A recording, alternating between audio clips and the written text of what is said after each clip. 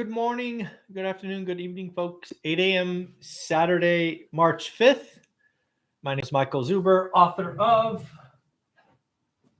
two amazing books, one rental at a time. Did you know you get this in hard copy now? Yep, hard copy.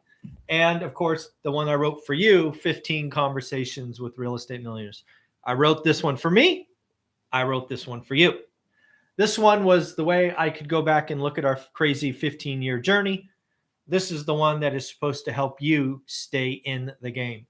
Real estate investing does amazing things for you, but you've got to stay in. The first 3, 4, 5 years are slow. It really tests you.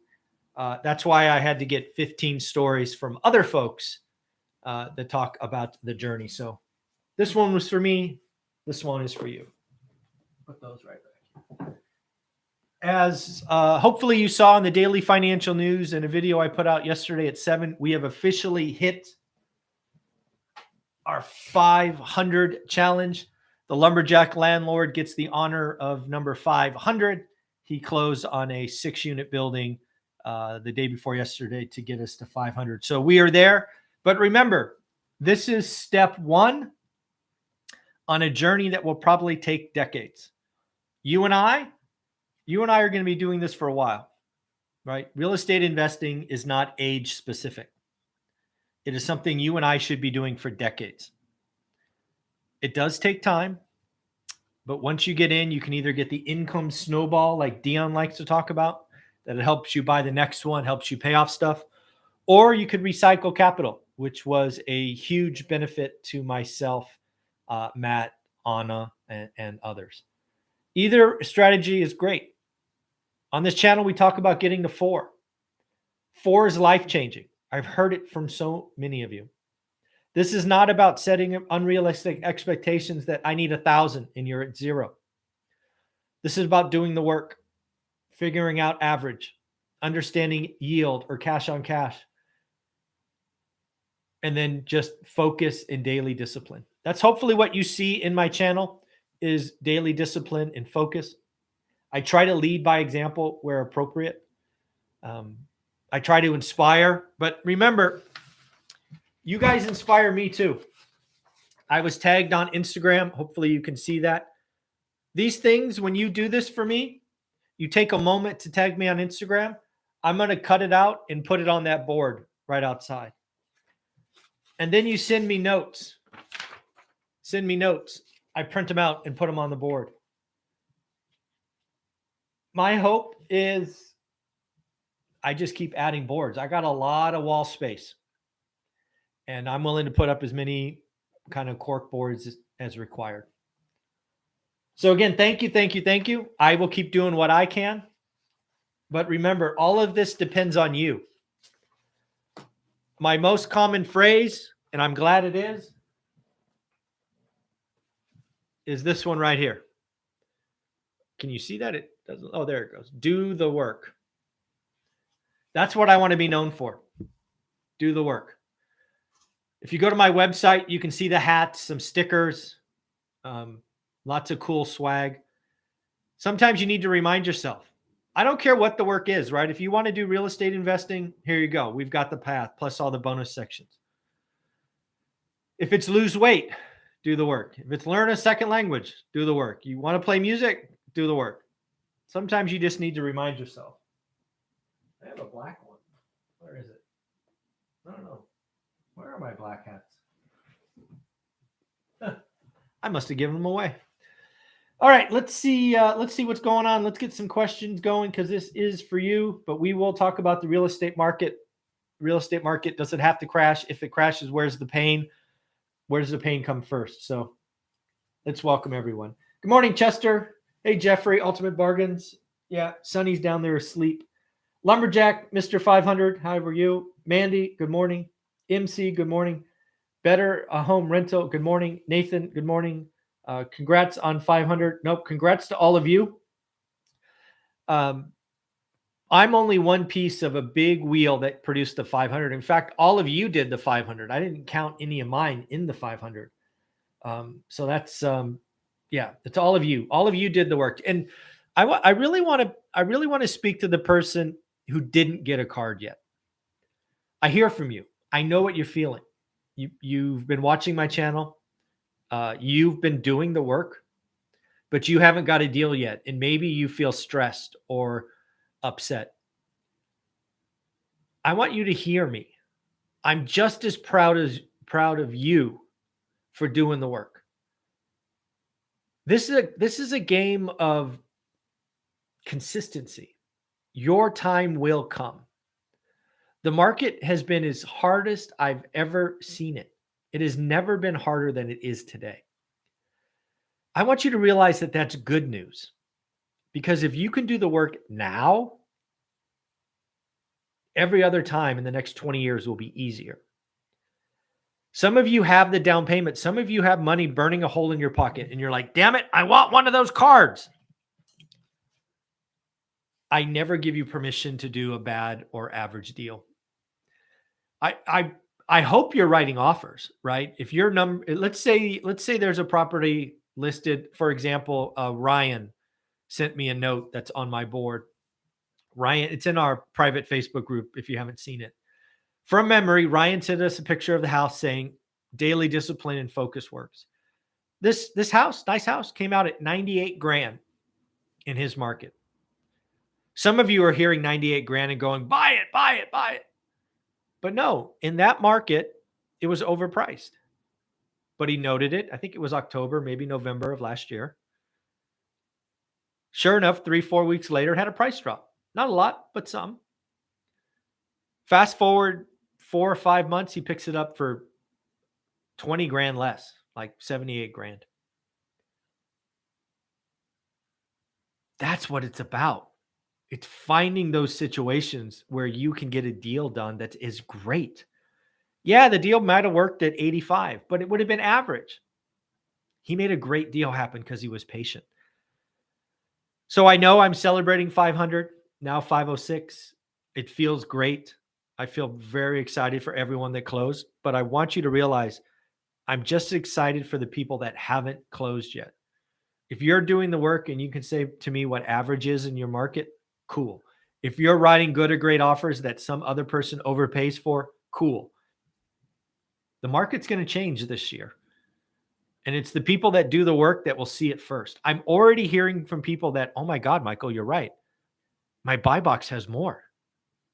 And it will happen suddenly. It'll happen at different rates in different cities, but it will happen. The consumer cost of capital, all the things I've been studying for the years, it just happens in cycles, and it's turning in our favor. So keep doing the work.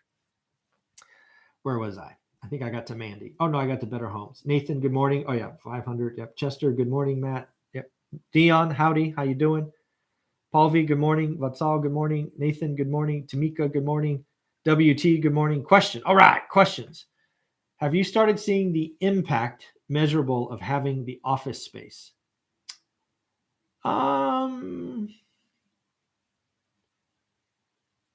Not well, measurable. So it's funny. I've said last month, so February was the worst month for course sales ever. We sold, or I sold, or whatever the right word is. I think we sold 12 courses in February, which is my first full month because we moved in early January, or I don't know, the 10th of January. So right now the answer is not good, but it's certainly measurable. Yeah, I think we average about 40 course sales, but we only had 12 in February. Part of me takes ownership of that because I don't talk about it a lot. I don't market. I don't do ads. But the other part of me is like, I wonder if this is a sign that the consumer is tapped out. Because my course is ridiculously cheap, right? $320. I don't know. Yeah, I don't know. So that's not good.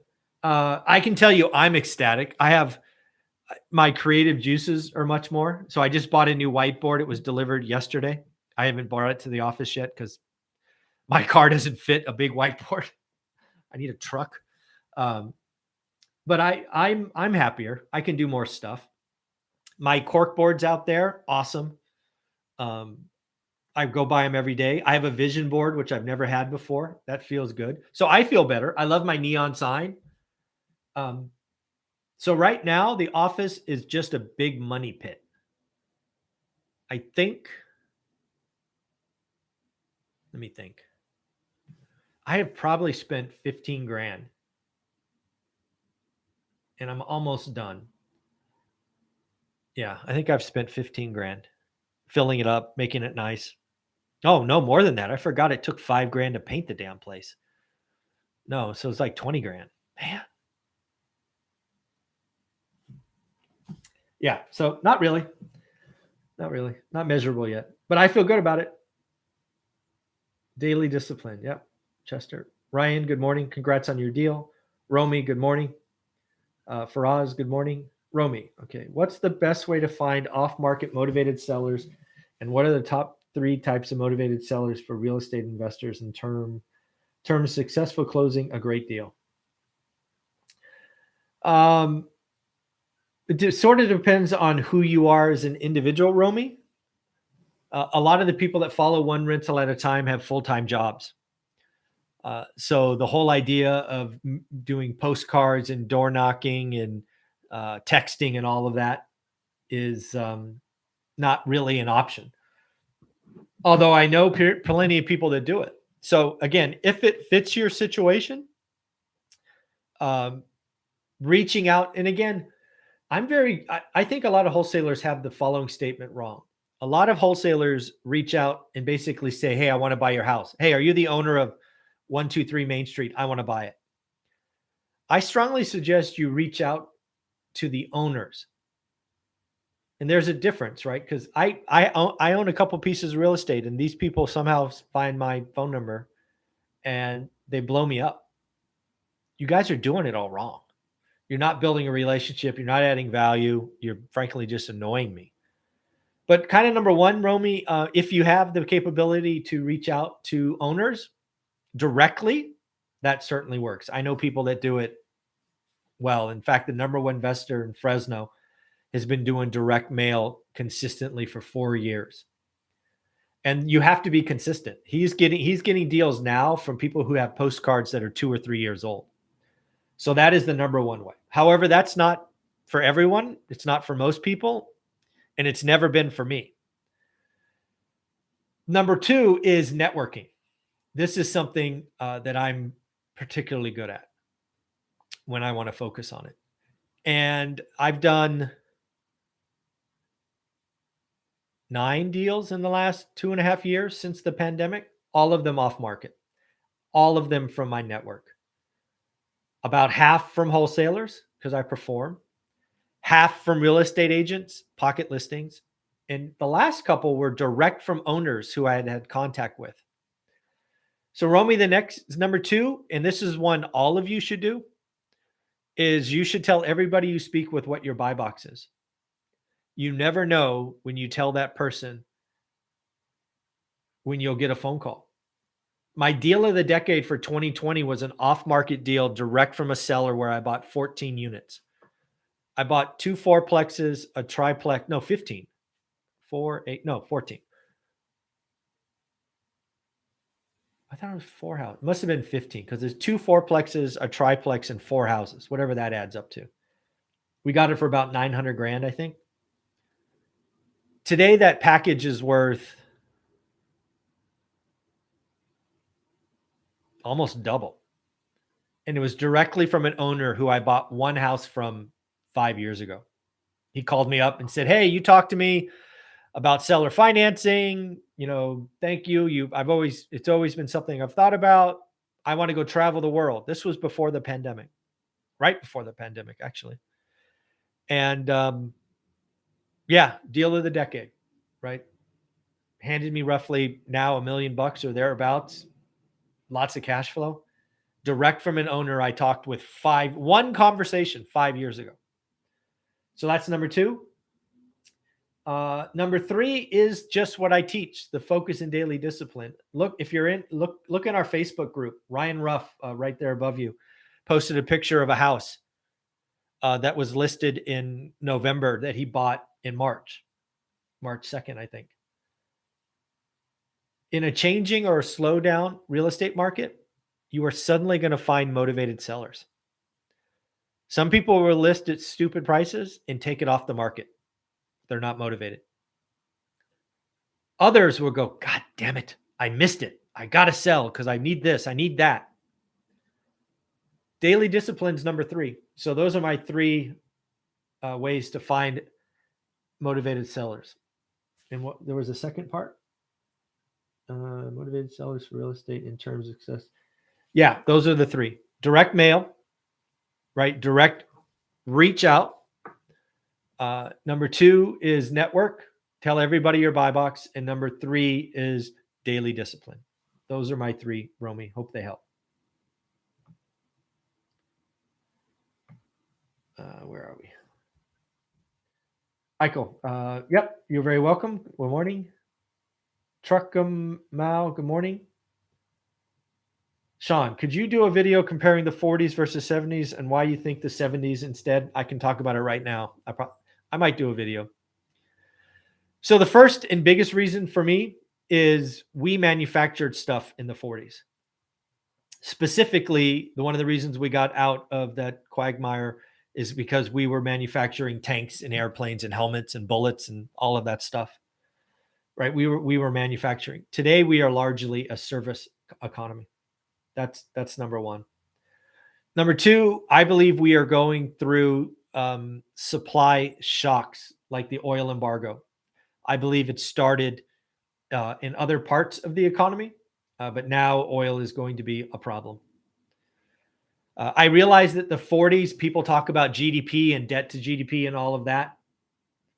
I know people talk about the dollar coming off the gold standard. I get it. I just think it all boils down to the consumer. And in the 40s, we made stuff. The 70s, we kind of made stuff. But the 70s is a lot closer to today. That's why.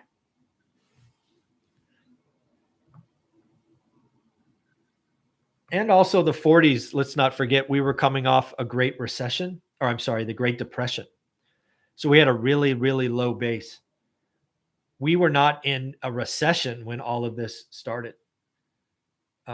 We were, some would say a pretty good economy. So again, nothing like, I understand the argument, especially when you look at debt, because people say today, the Fed can't raise rates because we can't pay our debts. Again, that's not true, because if they wanted, they could just print the money to pay the debt. 2, you're doing the math wrong. When you make that argument, you're doing the math wrong. When you let's say the Fed takes the rate to 8% and suddenly we can't pay our debts. Well, that's going to crash the economy, and then the Fed can cut rates. So yeah, there'll be a couple of months where we're printing to pay debt, which is bad, but the world would stop, we deflate, the assets would reprice, and then the Feds would cut rates and it'd be all over. So yeah, I don't see the 40s argument. I certainly appreciate it. Maybe there's a bias because I remember the 70s. Like, I'm sitting here, I can visualize gas lines. I still remember my dad pushing a car because he didn't want to turn it on as we were waiting in gas lines. It was bad. And I'm old, but I'm not old enough to remember the 40s. So yeah. Good morning, John. How are you? Chester, perfect case in my point. In my market, I've seen 3 investable deals out of 34. It's not bad. 31 alligators. Good for you doing the work. That was yesterday. And 2 of those cash flowing properties are already under contract. Doing the work. People are finding deals. I think I need to talk to 3 realtors like Dean mentioned so I can get better awareness of properties that come onto the market. Yeah, you probably need to talk to 30 realtors, right? Add a 0. Chester, in my course, one of the parts is networking. Try to meet. I think in the course we talk about 2 new people a week. Make it 4. Go all out. Ask for referrals. Yeah. Nathan, question. How can you prepare and position our assets if the Feds continue with 0.25 increase and don't raise aggressive? Should we be in stocks or more real estate? I don't know. So let's just play this out. All of this is just like dominoes to me. And the Fed does have two choices: either rip the Band-Aid off fast, like we were all taught as kids, or rip it off one painful hair at a time. And quarter point raises are one hair at a time, just painful for years to come. Stagflation is here to come. So for me, if the Fed does that, I'm going to continue to buy as many great deals as I can and lock in 30-year debt. Because it's especially residential. If he raises a quarter point at a time for the next couple of years, where the pain will occur is commercial. I'm telling you, those reset periods are going to be nasty. Residential doesn't have that, right? You do a deal at 300, the house suddenly is worth 150, doesn't matter. Cash flows, pay the bills, the house comes back when the Feds cut rates. But commercial, you have to refi at the wrong time. Not good. So one of the things that I'm doing, and I've done this before, it's in my book, right? It's in this book. We bought houses, residential, single family, one duplex, because they worked. It's all we knew. But suddenly we were trying to buy number 9. It didn't work. So we 1031. I'm going to do that again. My plan is very simple. If it works once, it should work twice. I'm going to buy every residential piece of property that cash flows and produces a great deal or a great yield in my market. And then I expect the affordability in Fresno to fall, right? I think it's 42 today. Over the next year, 2, 3 years, as Powell is weak in this example, prices will continue to go up. Payment will continue to go up. Eventually, it will be unaffordable. I will 1031 out of my houses, likely into apartments that are crashing. Commercial and residential move at different times. So that's my plan. I'm just going to do that again. And I think that's what happens. He raises a quarter point at a time. It really doesn't dent residential, especially when they bring out first-time buyer and 40-year mortgage. Residential's fine. The beauty of residential real estate is we have two buyers. We have investors and homeowners. And homeowners still own 62% of all homes. Residential is so safe given the lending standards today. So safe. Commercial, I've said it many times, commercial properties, 25-year AM, 3, 5, 7-year fixed, IO for 12 months, bridge debt. Oh, bridge debt, bad.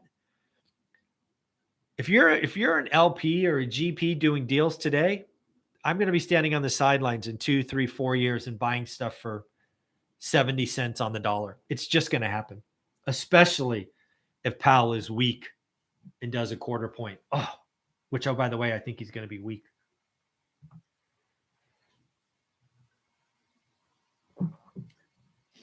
Thanks for answering my questions, Mike. Always golden, but pragmatic. Cool. Awesome. Yeah. Awesome. Good morning. Question. With oil being short supply, inflation will skyrocket for another decade. How significant is having cash flow real estate? So there's a couple of things in that. Again, one guy's opinion, right? I don't know that oil really is in short supply. It's certainly in short supply as a finished product, right? In a barrel. But there's a lot of oil out there still. I certainly believe that we need to become more oil independent. Is that energy independent? Is that the right answer?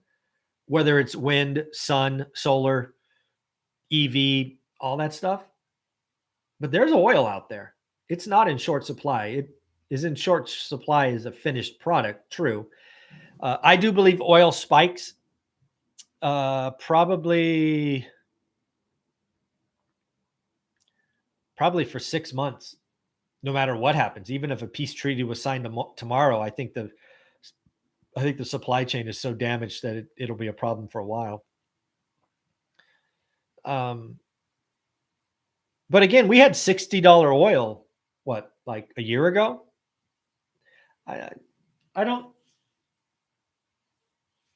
see oil, I don't see oil. Like, I think oil can get to $150 a barrel pretty easily in the next 45 days.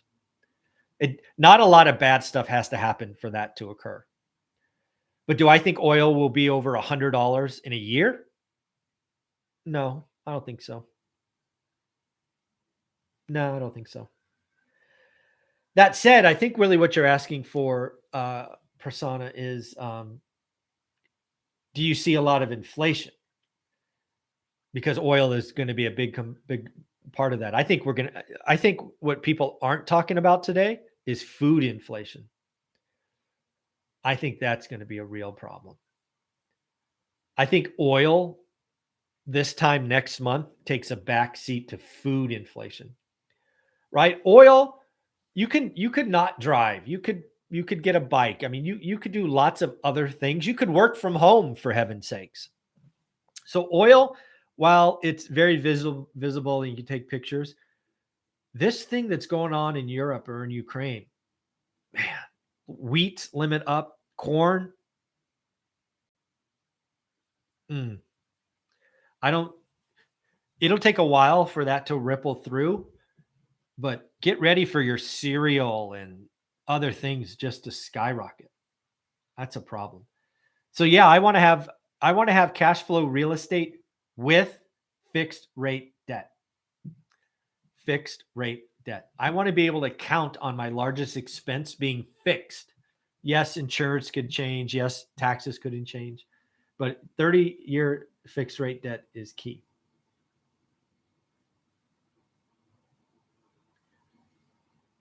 Yeah.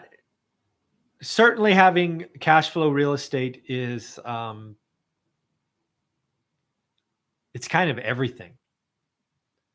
Right? It gives you options because worst case scenario, you could sell it, especially residential. This is what people don't get. I've been doing this a long time. And yes, bigger is better, and Grant Cardone and syndications. And I get it. I have been in environments where you couldn't give away apartments. And if we get to a situation where vacancies go up, evictions go up because mom and dad had to feed their kids versus pay their rent, it could get ugly, and apartments could be like the worst thing to own. It could happen. Residential is so powerful because you have two buyers, investors and owners. So that's why I'm so happy I'm in, predominantly in rentals or residential. Are you considering locking in 40-year debt? No. But let's answer that a little bit more. Where are we? Where'd we go? Oh, where are we? I'm trying to do this. Ultimate bargains. Yeah. Are you? So today I am basically 50. I am not going to lock in 40-year debt. However, if I was starting my journey over at 30, you bet your ass I'd get 40-year debt. So it's kind of where you're at in life, right? I'm lucky enough to have already spent 20 years in this. I don't need to run my numbers that way. But yeah, so no, I'm not doing that today. But I would have in the beginning if I was starting over, for sure. Good morning, Mickey. Chester, in a stagflationary environment, how widespread would the pain be, do you think? Would that be potential catalyst for finding more motivated sellers than ever, or is it a main catalyst, affordability? So Chester, that is really around, at least for us in residential, it's really about the unemployment rate. Right? I think there's a very good chance that the unemployment rate goes down this year, but goes up fast next year. And it is the unemployment rate that will lead to finding motivated sellers. Yeah. It's the unemployment rate. It's not really stagflation. It's the fact that I think the cost of capital is going to go up. There's going to be a lot less businesses able to, because there's a lot of businesses today that are running because they can borrow money. They're bad business. Look at all those damn tech stocks that are still losing money every month, and some of them are losing money faster. It's just amazing. A lot of them exist because they can borrow money. That's going to stop. Yeah. So it's, for me, it's about watching the unemployment rate. It doesn't matter stagflation. Yeah, it's about the unemployment rate. Please reaffirm that a brand new investor should stay away from using HELOC due to fear of missing out. Like Maskey told me, just stockpile cash for now, especially in today's alligator market. I certainly do not believe in HELOCs. I think adding debt to where you sleep at night, your family sleeps at night, is a horrible idea. Unless, right, there is a caveat because I've used it, unless you have a plan to pay it off in a year. For example, when I was doing this, I had a commission-based job and I would get chunks of money every 30 or 60 days. I used our HELOC 3, 4, 5 times in 2012 and 13, but I had chunks of money that I could count on coming in to pay it off. So if you are in a situation where you have a deal, a great deal, and you're like 90 days away from getting a pile of money, okay, fine. Use your HELOC, pay it off in 90 days. But that's not most of you. Most of you, if you take out the 40 grand on your HELOC, would take years to pay off. I don't like that idea. I certainly don't like that idea. That's just me. So hopefully that makes sense.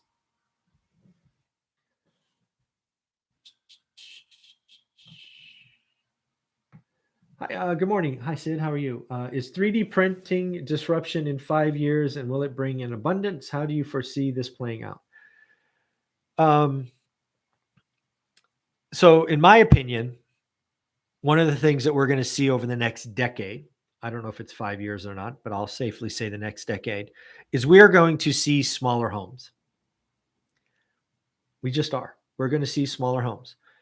Whether those are 3D printed homes, container homes, tiny homes, I don't care. But we'll see them. One of the things that's going to come out of this is the average home that's being built will shrink. It'll go from, I don't know, 2,200 square feet to 1,000. More houses per area of dirt. I hope it's 3D printed homes. It seems to make the most sense to me. But frankly, I'm agnostic how it gets there. We need more. It needs to be cheaper. If I was president for a day, it would be something that I would be pushing for. Yeah. Yeah, something's got to break. Something's got to break. Whether it's 3D, container homes, tiny homes, kit homes, whatever they are, something has to give. Jay, purchased a house about 9 months ago. Cool. And I'm currently house hacking. Obviously, it's going to take some time to raise some capital due to recommended saving to get multi or single family. Awesome. Congratulations. I've said it many times. I'll say it again here. The first 3 to 4 to 5 years are slow. Jay, it was slow for me. It was slow for Dion. It was slow for Matt. It was slow for Anna. I don't know what to tell you. Keep plugging away. Keep going. It's so worth it. The first 4 to 5 years, painfully slow. But it gets so much better. Just keep going. Nothing like doing the work during a live stream. 11 homes in my buy box today. All average or below deals. Learning small multi in my market. Awesome. One thing I would tell you, John, just for fun, like in this market, the idea is you got to start playing, right? You got to create excitement. So, John, take 3 of those homes or small properties or whatever, take 3 of them and figure out what you would have to offer to make them a great deal. Just for fun, right? Maybe they're listed at 198. You do the math and you're like, oh, if I could buy them at 172, they're a great deal. Because what's going to happen, and Ryan Ruff proved, and if you're in my Facebook group, scroll through it, you'll see it. This is going to happen for all of you. You are going to find a house or a duplex or a quad that just sits. This is what a housing slowdown is. Ryan found a house overpriced at 98. It was a bad deal, but he didn't give up. He watched it. 3, 4, 5 weeks later, price drop. Ooh, interesting. But it wasn't a good or great deal yet. Stayed on the market. Boom, 78K gets the deal done. It takes time. It takes weeks. It takes months. That's what a slowdown is all about. Do the math. John, take 3 of those homes right now and tell us what would be a great deal. Just for fun. This is how you should use the spreadsheet. That's why the spreadsheet is yours to do what you want with. Yeah. Do you think the Fed could raise by 75 basis? That was something I was thinking about before the Russia invasion. I think there's 0% chance he does it. I am hopeful, and I talked about this a lot in my daily financial news. It almost felt like a rant when I was done. I'm sorry for that. I think Powell might be, and again, it's probably wishful thinking. I think he's setting the market up to raise a half. There's no chance he does a 3/4. No chance. 0. Not going to happen. I hope he's setting us up for a half, but we'll see. Oh, look at that. Oh, we were just over 100 people. Now we're 99. But I saw it. 100. Oh, 102. Look at that. Over 100 people. How cool is that? Antonio, morning, Mike. What are the most effective ways lower your monthly mortgage payments to turn into a rental and get better cash flow? Well, let me make sure I read that right. Yeah, a monthly. So mortgage payments. Well, there's only a couple of your mortgage payments kind of fixed. It's your largest fixed expense. You could write a big check and then refi it. It's really the only choice you have because the debt is fixed for hopefully 30 years. Yeah, it's really the other side of the equation is income that you would be playing with. I don't know of other ways than writing a big check and doing a rate and term refi that would lower the payment. And again, in a rising rate environment, it probably doesn't make sense. That's why 6 months ago, I was telling everyone, refi. We did cash out. I did cash out on several properties. One of them, I took cash out and my payment went down. How crazy was that? But yeah, in this environment where rates are up, there's not much you can do other than look to raise income. Can you give us an update on your ADU project? Did you consider modular home for your ADU? God, I wish I could give you a better update. So on January 15th, we had our presentation in front of the city and we got the green light with one caveat. We had to add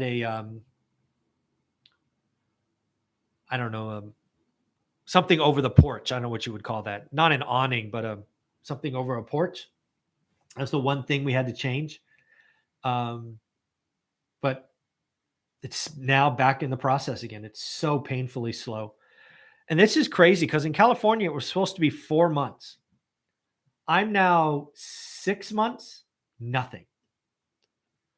Part of that's okay, though, because given where lumber and supplies are, I'm not even sure I'd start the project yet. Did I consider a modular home? For a little bit, I did.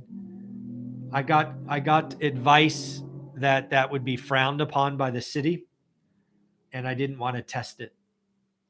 So I did consider it. I think that's the right answer. We do this one time. I may look to do that at the next one, but right now, what is it, March 5th? Jeez, we started this in October. God. I got to ping my architect and see where we're at. But yeah, I'm going to build one today. It's on my vision board, or I'm going to build one this year. It's on my vision board. But yeah, no wonder we have no homes and we don't have enough housing. It takes forever to build a freaking 600 square foot house. Thoughts on taking out a HELOC on a rental property to build an ADU? Again, for me, I mean, it kind of depends. If the plan was, hey, I'm going to use a HELOC, build an ADU, and then refi, almost like a BRRRR, I might get behind that. But realize the refi is probably going to leave some money in the deal. I've talked to appraisers, and right now they don't know how to value ADUs.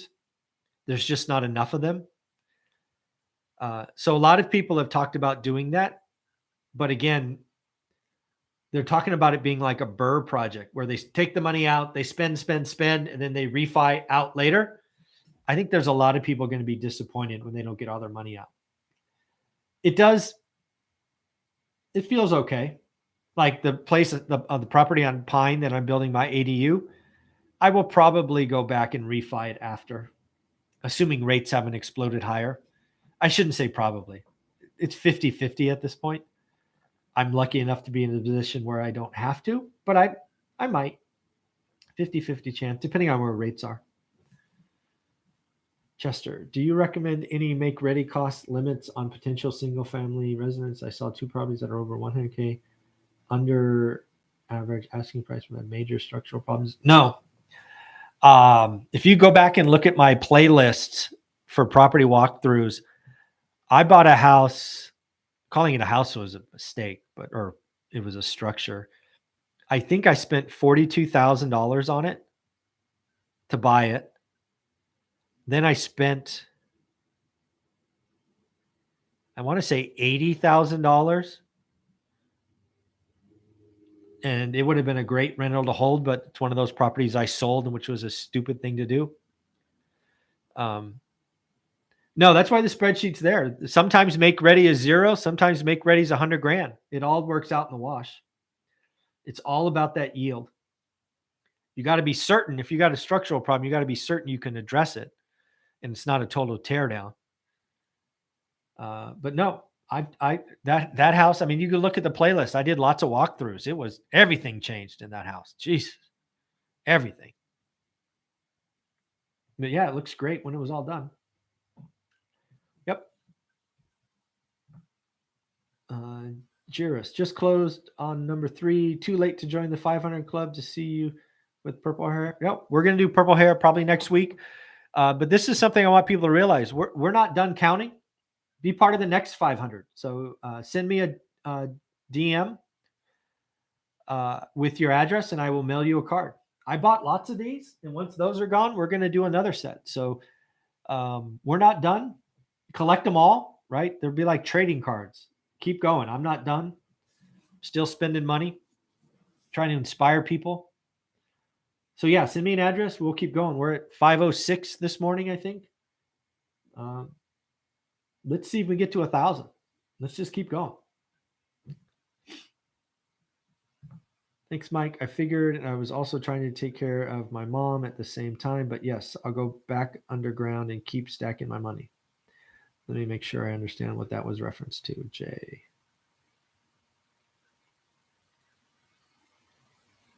Oh, okay. Yeah. Gotcha. Okay. Mike, would you use land trust for investment property or have a lot of insurance or both? I've never used a land trust. I have lots of insurance. I have LLCs, trusts, all of that. Land trust is, I understand them, which again, I've never used them, so I could be way, way, way wrong, is about trying to stay, it's like trying to hide. And that's never really bothered me. I think that's not my concern, at least never was my concern. But again, maybe I'm thinking of land trust incorrectly. Maybe there's other benefits. I've chosen LLCs, multiple LLCs, trusts, and insurance. And, oh, by the way, let's not forget being a good person with processes. The biggest way to get yourself in trouble as a landlord is not to follow the rules. That's how you get in trouble. Then you have insurance, then you have entities, then you have trusts. Yeah. I talk to an attorney, Rylas every Monday?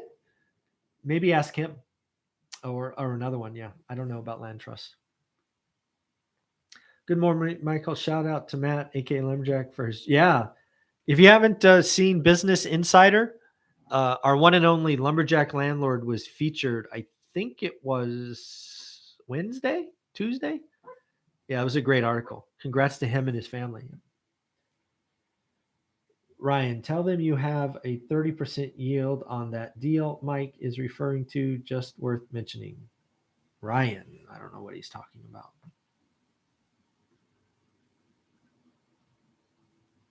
Ryan, let's go back. What is Ryan doing? I don't know what it's reference to.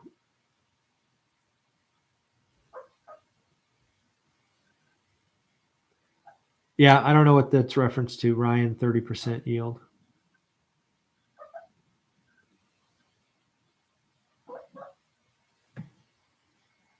Ryan, tell them you have a 30% yield on that deal Mike is referring to. I think you're talking about the deal in the Facebook group. Yeah. Ryan's crushing it. Do the work. Oh, you can recast your mortgage payment with a lump sum payment without refinancing. Oh, who knew? I've never done that. I've never even thought about doing that, but cool. Good to know. I didn't know that. Chester, I did what you mentioned a second ago about what prices would cash flow in my market. I have to knock 100 to 110K off each property. Talk about inflation. Wow, crazy. But at least you know. DM, yeah, you can DM me on Facebook, Instagram, one rental at a time. Probably Instagram's easiest. But yeah, wherever you like. That'd be great. And I will send you a card tomorrow after giving you a shout out on the daily financial news. Have a few rental properties. Think about selling the one I just moved out of because I can sell it as my primary. Cash flows $1,000 a month. I can profit 500K now. Sell or keep. So basically, what you're referring to, just so others can keep up, is real estate has a wonderful, outstanding tax benefit if you've lived in your primary home 2 of the last 5 years. If that is you and you're married, you can sell it and walk away with up to $500,000 tax free. And you can do that as many times as you want. It's not a one-time thing. Decades ago, it was a one-time thing. Wow, let me think about that. Basically, so selling it for 500 grand, I don't know, saves you taxes of what? 100,000 bucks, 150 grand. You get to keep versus giving it to the IRS. You're giving up $1,000 a month or 12 grand a year. I don't know. I guess it all boils down to what you would do with the money. Because again, if you don't sell it, just to play devil's advocate, you still have $1,000 a month. You still have all that equity. Yeah. So the question is, I guess what I would ask you is, what would you do with the extra 150 grand? Because that's really what we're talking about. That's the question.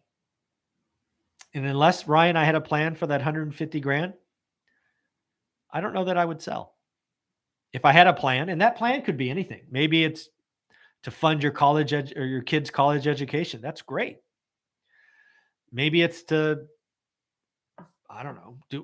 If you have a plan for it, again, I believe there's so much benefit in the IRS tax code for real estate that people don't take advantage of. And that is one big one, is being able to sell your primary residence that you've lived in 2 of the last 5 years and walk away with up to $500,000. So yeah, that's probably what I would ask myself is, All right, Olivia, what are we going to do with the extra 150? And if I had a good plan for that, yeah, I'd probably sell. If I don't have a plan, I'd get a plan. That's for sure.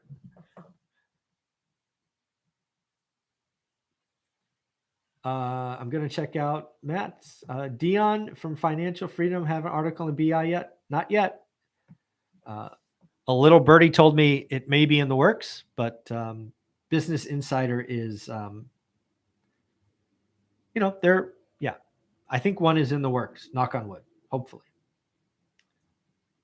Ryan, buy a duplex if I can find one. So that, yeah. So that's the plan.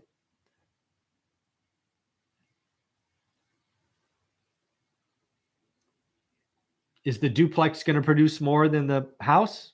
This is the trade-off, right? I don't make decisions based off taxes. But yeah, I hope, yeah. There's nothing wrong with having dry powder too. I mean, in today's environment, I don't know. Let me just think. If Olivia and I moved, let's just say we moved to LA for whatever reason, what would we do with Mountain View?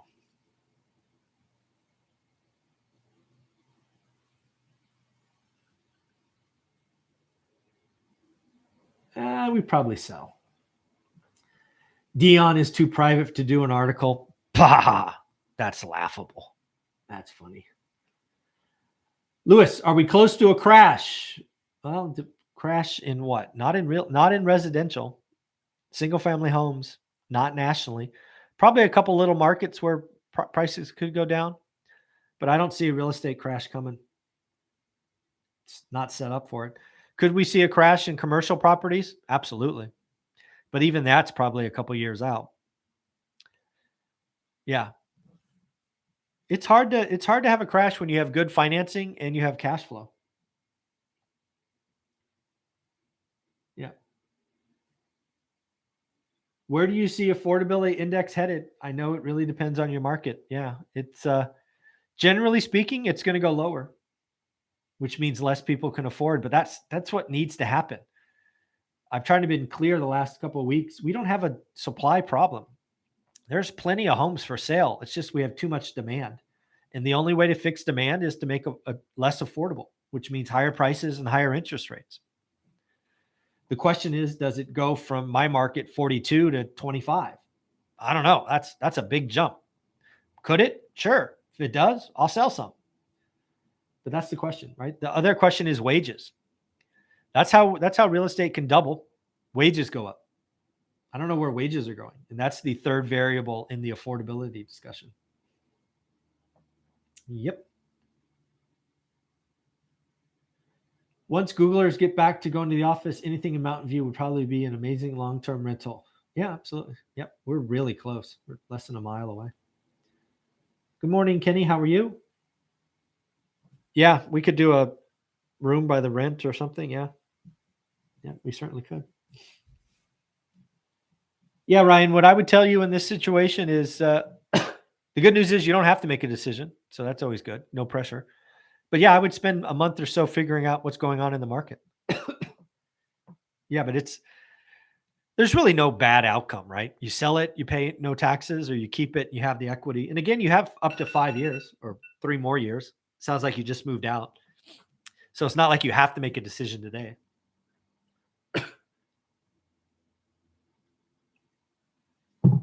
Yep.